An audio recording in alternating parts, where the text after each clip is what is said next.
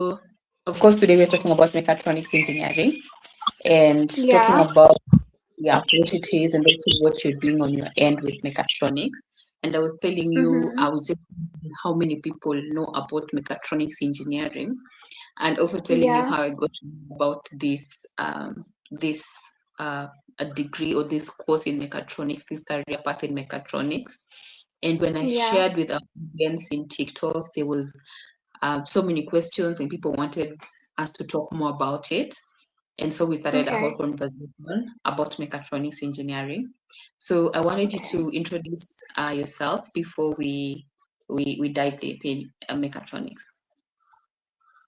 Okay. Thank you so much, Marian. Thank you for having me, and it's a pleasure to be here. So my name is Lilian Wangare Kamau.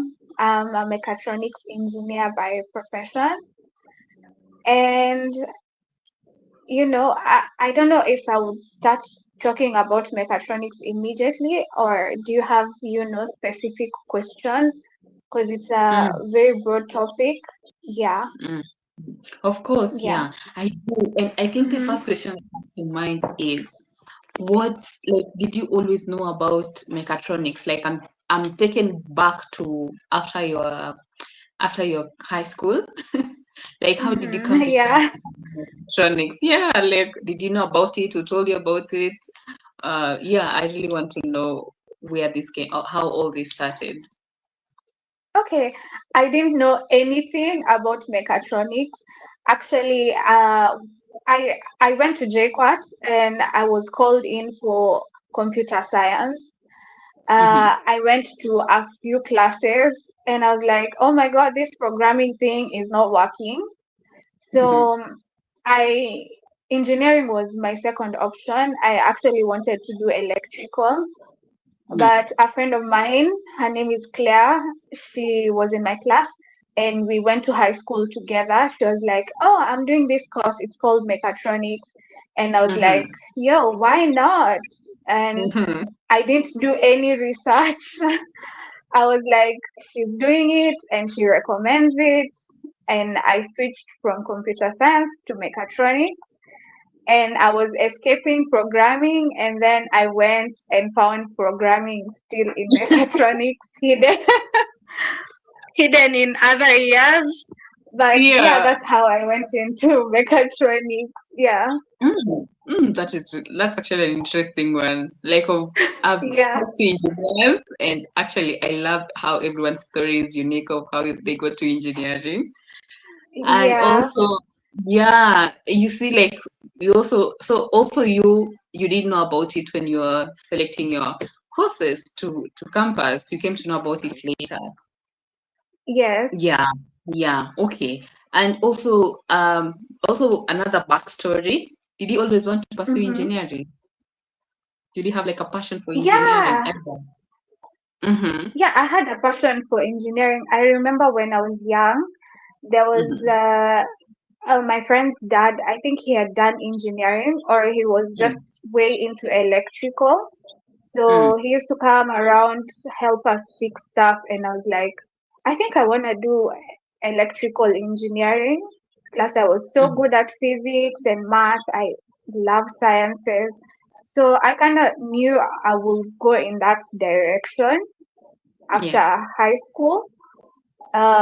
So yeah, engineering was in my mind a lot, even in high mhm, school.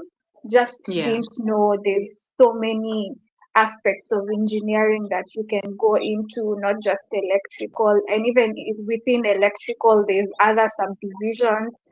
So mm-hmm. there's actually not a lot of knowledge out there. Everyone just says, I want to do engineering, but there's Mm-hmm. a lot in engineering. Yeah. I agree. I agree, Lilian. And Yeah. actually, Mm. you have touched deep into some of the things that we do at One DC Talks, because Okay. recently in this past um, KCSE exams, we try to get Mm-hmm. those who have done their exams to sign up for a program so Okay. that we can take them through various options they have in engineering. Because mostly you find Okay. that at that point where you're making your choice, you don't know the options that you have, and even the options you have, you really don't know what they're about. Like, Yeah, that's yeah, very true. you don't know. So we try to do that, because you find that most Mm-hmm. people, they can understand their career way later.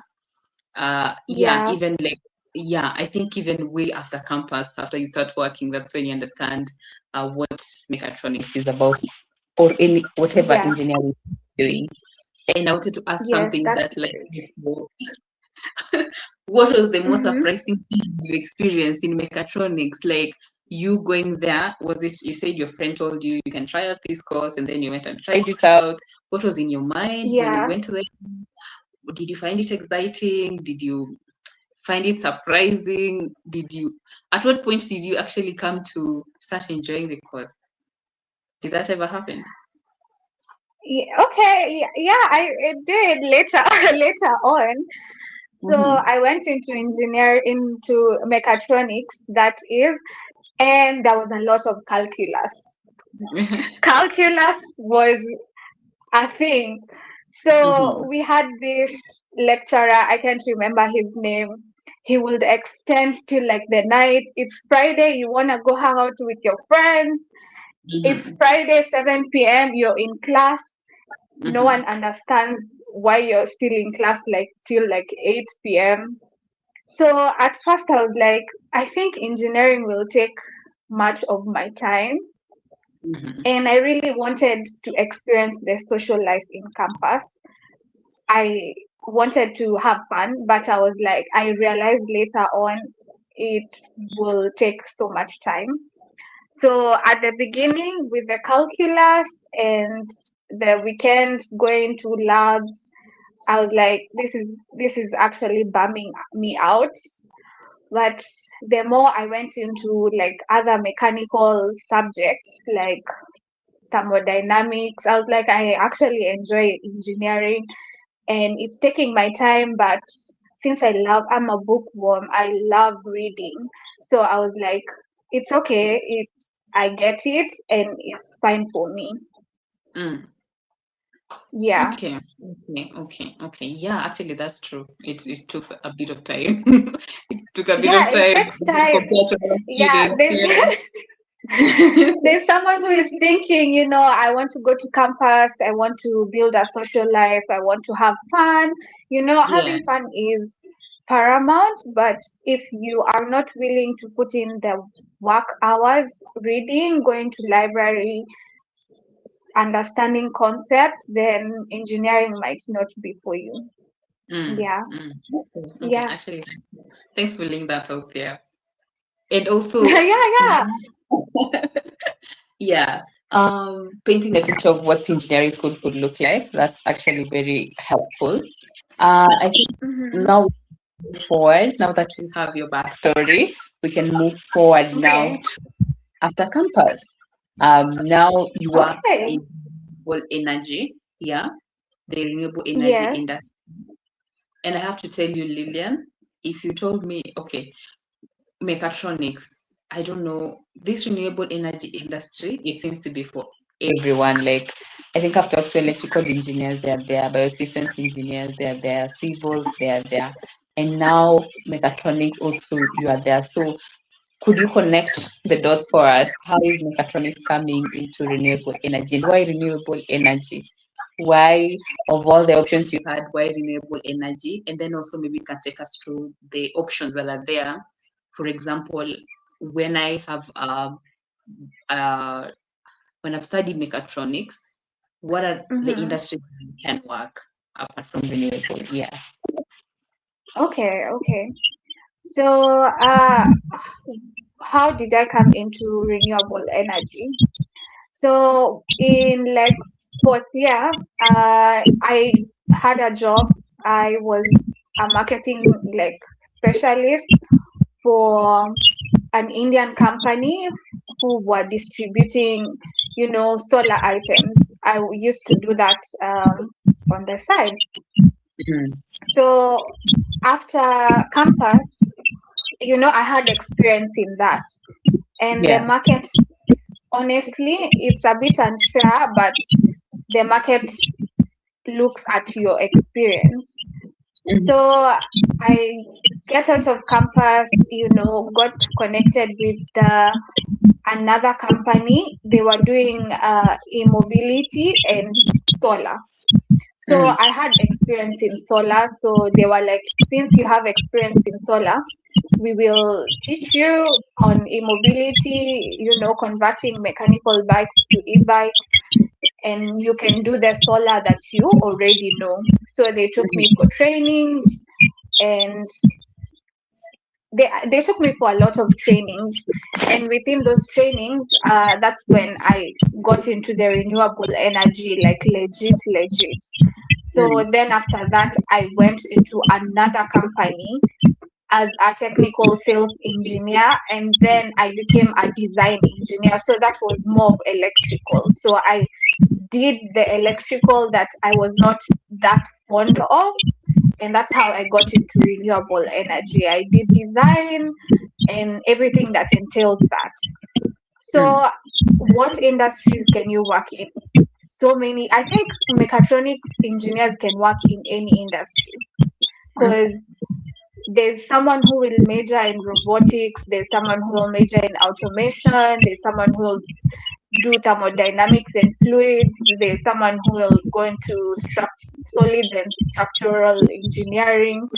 So it depends on what path you take after school and what you decide to major in. So I have colleagues like who work in Safaricom as software engineers. I know people who even go into packaging and storage. Some go to Kengen. So it's just a matter of, like what path you decide to take after, because we have the knowledge. Yeah. Okay. Yeah. Okay. There is various places where you can work, and also the question of renewable energy, and is it a direct application of your mechatronics knowledge? Okay, it's not direct application because there's no unit where we majored in renewable energy. There's actually no unit that we were like, this is renewable energy, this is how. There is none. But we have electrical knowledge and mechanical knowledge, because mechatronics is a combination of electrical, mechanical, and electronics. So when you have that basic knowledge, like the foundation, then you are able to apply it anywhere. So I had the electrical knowledge. Electrical was not, the best of my unit when I was in school, but when I started applying it practically, I was like, this works. I can do SLDs, I can design stuff. So the knowledge was not transferred like in a classroom. It's just indirect application, and then you just, from what you know about transducers, the basic stuff that we learn, and then you just build on that. Yeah. Actually that's also another shocking thing for graduates. You come and find out like the learning you have, it's very foundational, and you have to learn quite a bit afterwards, after you graduate. So to be open-minded, because not look for, mostly we want to look for places where we can directly apply. For example, I would want to work, do buildings or do roads, but they're all other we can try out. So also to just be open-minded. Plus you sign up to be an engineer, so and the industry is changing constantly. New advancements are being made each and every day, so you sign up for a career in learning and learning and learning. And also talking about signing up to be an engineer, I was actually just thinking, about yesterday, I think on TikTok, I saw this TV brand. Like there was this new TV brand, and they were talking about, I don't know, they have a manufacturing company where, and I was just wondering, I think engineers should be the ones starting this new, industries, going more into manufacturing and industrialization and innovation and business, more of that, because we mostly don't think of that as well. Yeah. Yeah, I think it's because of the high startup capital to open up a whole, manufacturing plant. It might be a bit capital intensive if you want to like go big and, manufacture a lot. But I think the tradition has, slowly shifted. Especially in mobility, there's a lot of manufacturing going on. Okay, it's more of assembly, but it's a step forward. Yeah. And I think there's a lot of investment in Africa nowadays. So there's grants, there's people can apply for grants. So I think manufacturing will be a thing in the future. Yeah. Totally. So engineers should start taking direction. Yes, yes. I think we should start, thinking towards those lines. Um, it's a step in the right direction, I think. Yeah. Yeah.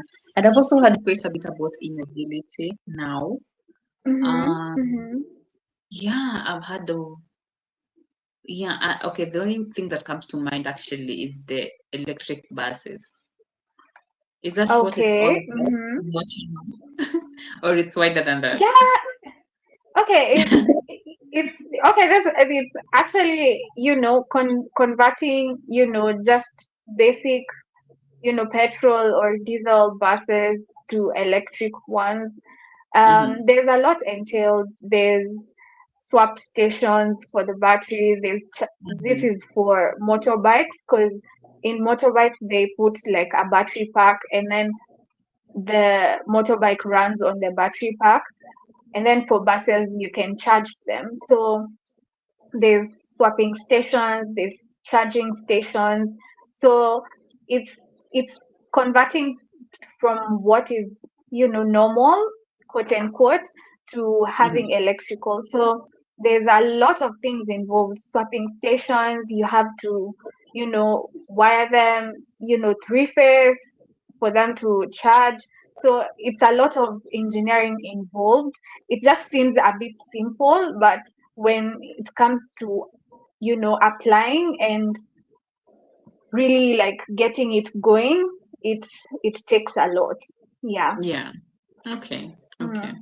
Thanks for painting a picture on that as well. And now, just checking on our audience, because I see people are tuned in. Thank you so much for joining us. If you have any questions for Lilian, please put it on the comment section. I'll be able to share it with her. And now thinking about, now that I've seen people who have joined, there's actually questions during registration, Lilian. And one of the questions, one was, I don't know if Joshua, I don't know if he's tuned in, he was asking about getting into mechatronics and starting with a diploma. And he was wondering how that would be for him. Like, he actually wants to do his diploma first and do his degree, then get into mechatronics. I don't know if you have some knowledge of people who have done that, and if that would work out for him. Okay, I haven't heard of a diploma in mechatronics. I don't think there's one in JKUAT. I think there's only 2 universities that offer mechatronics currently. JKUAT and Dedan Kimathi. But I saw a mechatronics plant, like really like 3 whole buildings, like they look like warehouses in KIST. KIST is Kiambu Institute. I can't remember. I think they changed their name, but I saw like three such big. So I think you can inquire from them if there's a diploma, but I'm not aware yet. I only know of the degrees, and a degree is 5 years in JQuat. So yeah, why don't you start with a degree, and then you will just come out of it with a degree in mechatronics instead of first doing a diploma and then doing a 5-year degree. Or I think now it will take less time, but I don't know what specific units you would require to do for in the diploma level so that you can upgrade to mechatronics. So I I think you can just start with a degree. Yeah, but okay, yes, I think I think many other students, there are students, I think even the students who go for the options of the diploma, sometimes it's because of the cutout, because of the cutout, because of maybe Oh, not okay, meeting yeah. course, so you have to like start somewhere. Yeah. Okay. I tend to think that was his question. So he was thinking that if I have to start with the path of being a diploma, then a degree, how would that pan out for him? Yeah, I think that was the question. Yeah, and that's why I was saying, I don't know which kind of course you would begin with, because you have to do a diploma, let's say in electrical, and then when you do mechatronics, you won't take 5 years, it will take less time. So since in mechatronics there's both electrical, mechanical, and electronic courses, if you just do one, I think you would go to a mechatronics, institute, and they will be like, you don't have any mechanical courses done or electronic courses done, and then you won't reach the cutout.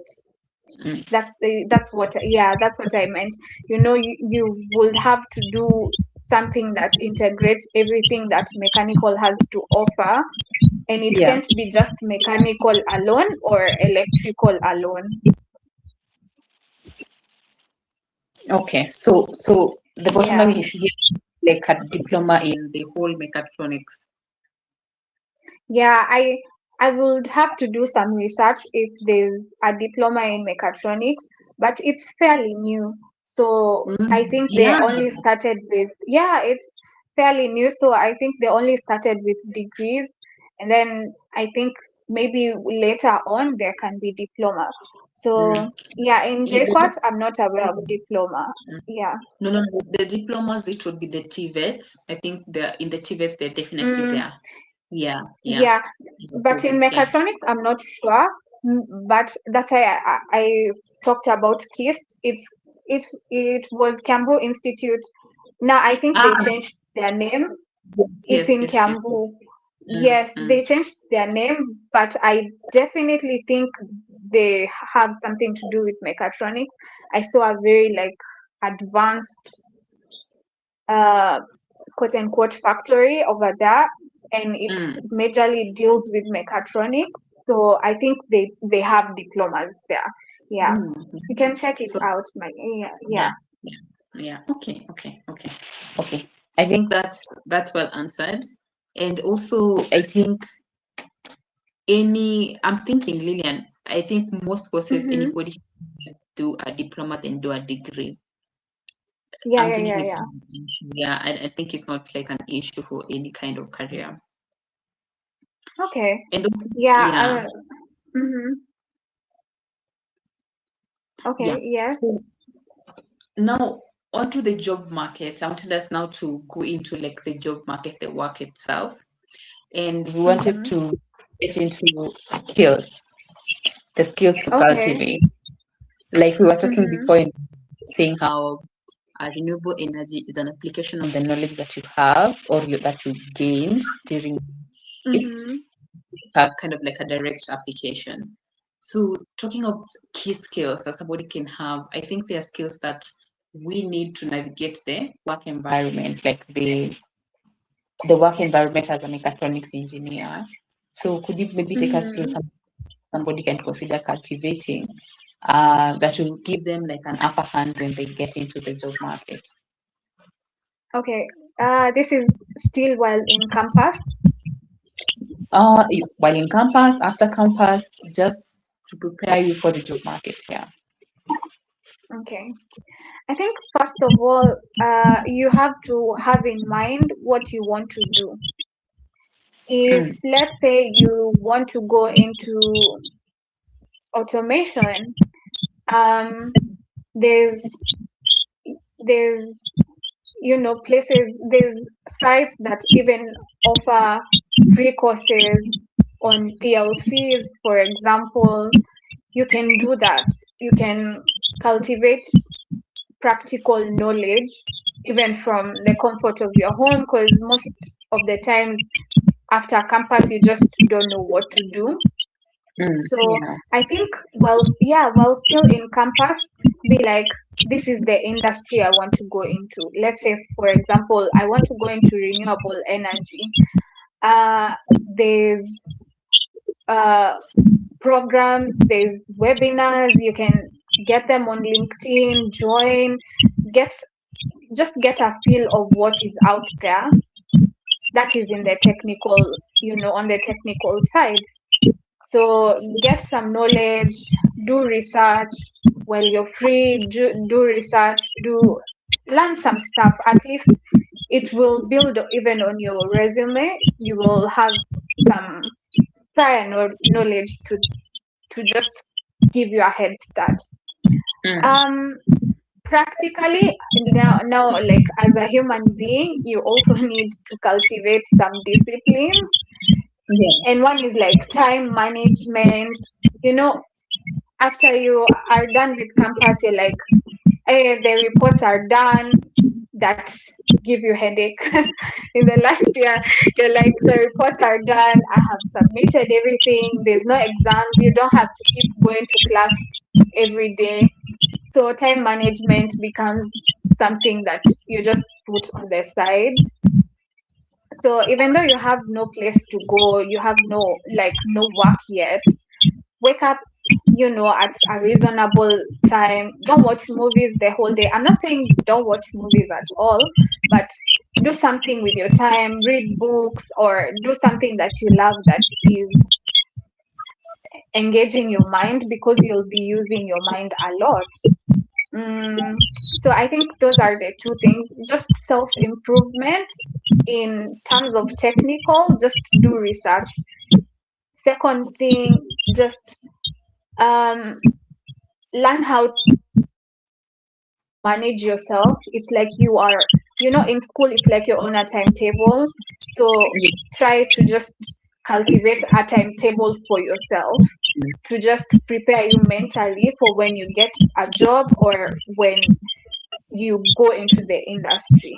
Because sometimes work politics and all these things come into play, and you're like, how do I navigate this? You just go on TikTok, see what people are saying about work politics, search memes to prepare you mentally for the world out there. Yeah. For those who want to take that path. Yeah. Actually, you spoke of office politics, and then I actually remembered something I saw on your LinkedIn, and I was so impressed. I don't know if you can touch on it. Hopefully you can. Okay. Workplace romance, I think, as a system of perception. I was like, wow, this is interesting. I mean, I so love seeing this on an engineer's profile. Because you're too serious. I think, by the way, even though I'm an engineer, I love being multifaceted. I love that I'm artistic as well. So please don't be too serious and just take yourself too seriously. I'm a nerd also. I love reading books, but I'm also a human being. So let me just put it out there. Don't be too serious. Don't be like, I'm an engineer. Do not joke with me. I do not laugh. Yeah, we have to explore other things. Okay. Yeah. So do I speak about it? I actually would like to hear about it. I loved it quite a bit. When I check the profiles, and also kind of like always look at my own and start thinking about I need to bring out something human that I love doing Yes. and not just Mm-hmm. write something technical, design, Yeah, the way yes, we yes. do it. So every time I find something out of the technical world, I'm like, I love this. Thank you so Yeah, much. yeah. So yeah, please take us through it and just I'd like to hear everything. Okay. Oh no, I feel like this is a story, but I just saw the complexities of workplace romance in the place that I was working at. Mhm, Uh, and everyone, everyone just, when I talk to everyone, and everyone being like, my friends, they're like, workplace romance is not encouraged. So maybe this is for someone going into the industry. Please just make sure that you explore other places for romantic, situations, except mhm, the workplace. So I realized that the system is kind of, not much goes on in an office. So when you start a romantic relationship, just know you give people, it's like the break they have been expecting. So mm, your life is more of out there, romantically. Everyone wants to know what's happening, because sometimes the office gets boring because of mm, routine. So you bringing your romantic relationship into the office gives people something to talk about, and trust me, when they are free they will talk about it. And in that situation, as I was observing, I saw so much, competition, because mm, someone is at work, let's say you're a lady, and you have a boyfriend at the workplace. mm, There's so many other ladies there who are maybe probably single, and they are your friends from work. One of mhm, my mentors, cautioned me and told me work is work. Your workmates are not your friends. So you would think you have friends there at work, mm, but they're also single. They see you in a budding relationship and they're like, I want some of that. So you mhm, have competition within your office, which we expect competition everywhere, but it's within your workmates. So you can't, there's a lot that goes on. And you, as the lady, if the relationship goes south, there's probably, it's it's sad, but there's, let's say you are dating like your senior, it's most probably that you'll be the one to be let go of, and not your male counterparts. So yeah, I would like to encourage people to just go on my LinkedIn and check out, the images that I brought out there. There's a lot that goes into it. I think this is like a whole discussion, but I think I've hinted on some of the things that I was trying to bring out. yeah, yeah. Actually, I found that interesting because I wanted to see one of the places where I worked, one of the places where I was so shocked to see that normalized, but it was Mhm. very orderly. Um, I think it took me, I think I stayed there for almost a year. I didn't know like I almost like three couples in the whole Mhm. office and not like being like married. So I was like, Oh, yeah. And oh my they God. Okay. and yeah, and I didn't know. I had no idea completely. Uh-huh. Yeah, So you couldn't how did they relate to each other? I couldn't tell. Honestly, I Okay. couldn't. I think it was Did so they hide professional. their relationship so that not many people knew about it? The people who had been there knew because Mm-hmm. they it started I think it started when they were working there, then Okay, all of them translated to marriage. So I was like, wow, Okay. that's so I had and the time like I realized it was when one was actually leaving the organization. And then now you see that time Oh, when people okay. are like, giving their goodbyes, then that's when you're like, what? It was so shocking. It was so Oh my shocking God, for that was me. not my experience at all. Yeah, so But that's yeah. interesting. That's very good, It's company culture, I think. I think Mm, it's the culture that your company uh produces around workplace romance. Because if there was policies and all this, it would be normal. But you mm, go to a company where there's a lot of politics involved, and mm, then when you bring in romance plus politics, it mm. is a disaster. So Yes, I yes. think that's good culture. You're spending like half of your time in an office. Mm, It should be normal if you wanted to date someone, and yeah, it shouldn't be made like a whole big deal, that doesn't work. So mm. that's kind of what I was advocating for. Um, but in my experience, I saw the guns blazing, and I was like, Yeah. oh no. Like beware, Yeah. beware. Yes, yes, I will caution someone to just have that in mind. Just go on my Mm. LinkedIn, check it out. Oh, Just yeah, right. have a picture in mind. Yeah. Just a rough picture. Some places work, you know, Mm, some just don't. And mm, it will be, a very sad thing if you went there, all hopeful, and then it just crashes on you. yeah, Yeah. I know. So Yeah. just have the positive and negative aspects in mind before you go into it, and know your company culture. Know your Mm, company culture. mm.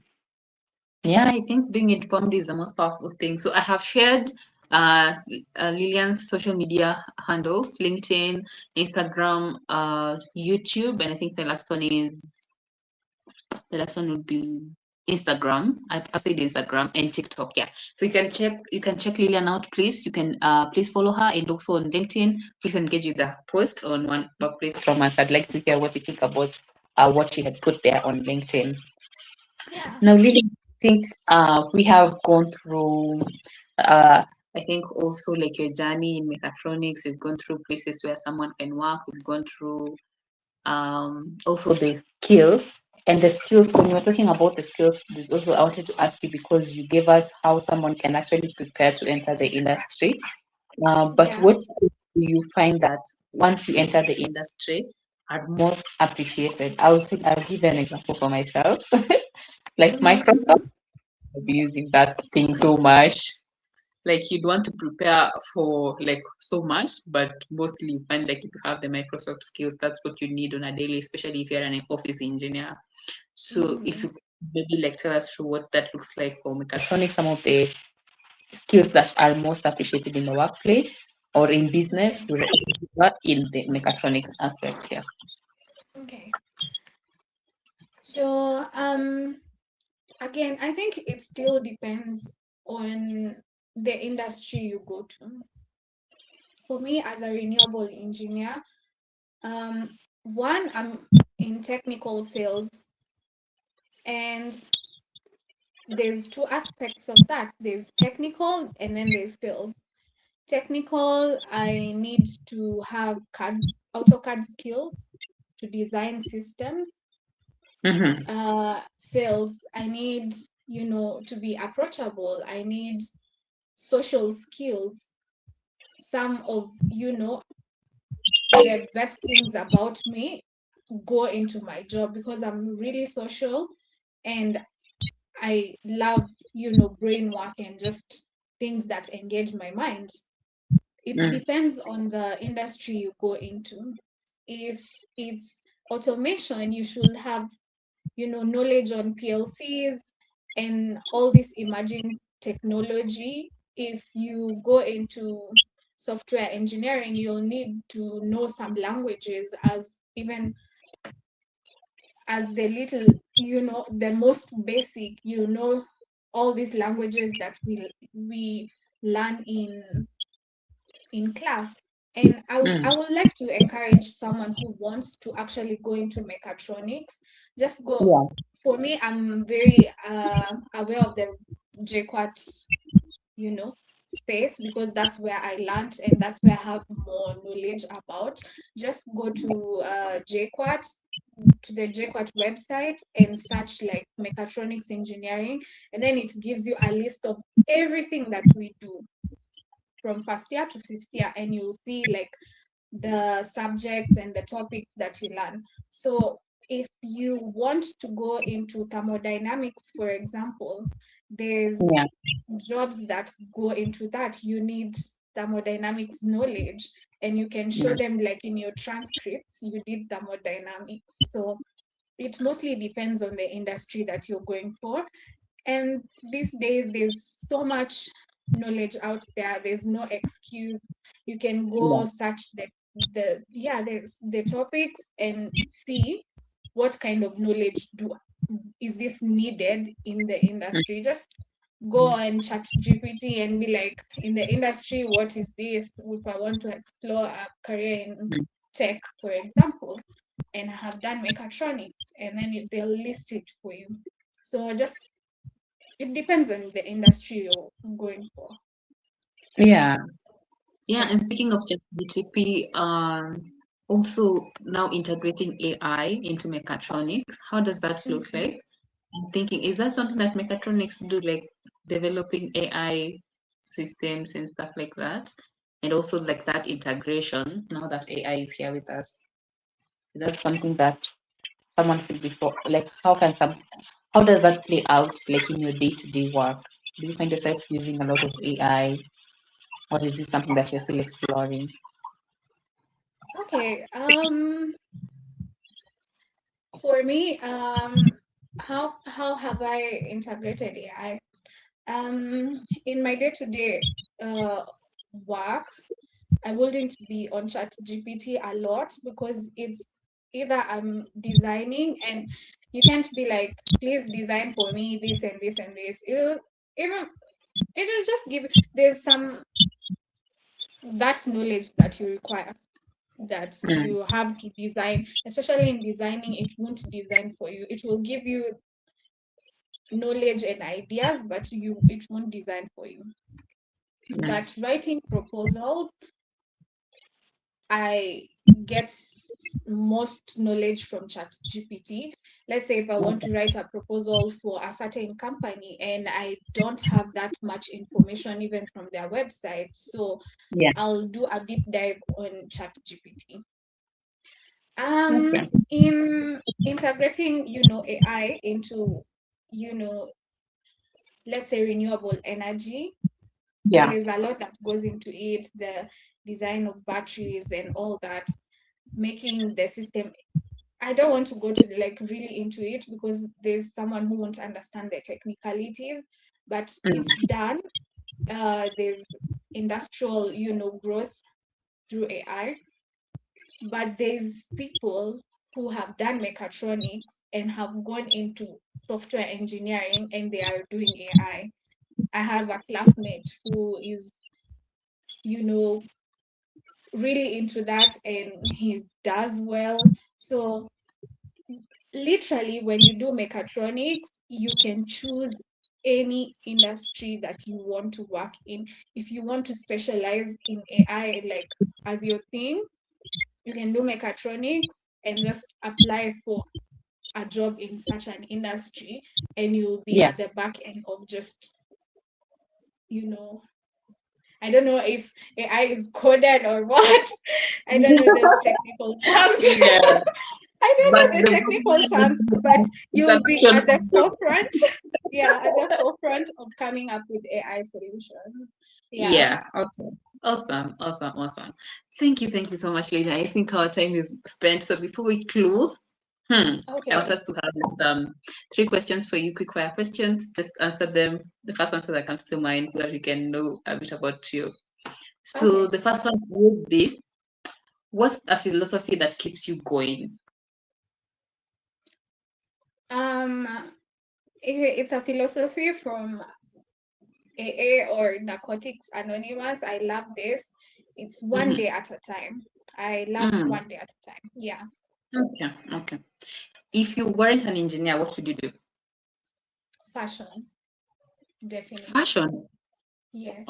Yeah, actually, you do have a great sense of fashion. You look amazing. Yeah, I will do fashion. Yeah. Okay. One superpower you wish you had.